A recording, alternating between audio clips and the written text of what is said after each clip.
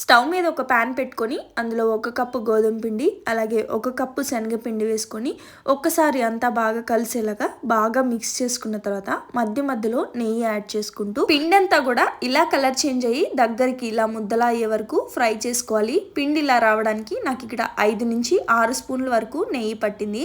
Stove off చేసుకున్న తర్వాత ఇందులో కొంచెం ఇలాచీ పౌడర్ అలాగే 1.5 కప్పు వరకు షుగర్ పౌడర్ వేసుకొని మొత్తం ఇలా మిక్స్ చేసుకున్న తర్వాత ఇది మీకు కావాలి అంటే లడ్డూలా అయినా చుట్టేసుకోవచ్చు. లేదు అంటే ఒక ప్లేట్కి కానీ గిన్నెకి కానీ నెయ్యి రాసుకొని అందులోకి ఇదంతా కూడా ట్రాన్స్ఫర్ చేసేసుకొని ఒక స్పూన్తో ఇలా మొత్తం ప్రెస్ చేసుకొని ఒక్క 5 మినిట్స్ ఆగిన తర్వాత నైఫ్ తోటి ఇలా చిన్న చిన్న పీసెస్ లా కట్ చేసేసుకున్నాము అంటే మనకి బర్ఫీ అయితే రెడీ అయిపోతుంది. చాలా స్మూత్గా అలాగే చాలా టేస్టీగా ఉండే ఈ బర్ఫీని వంట రాని వాళ్ళు కూడా చాలా సింపుల్గా ప్రిపేర్ చేసేసుకోవచ్చు.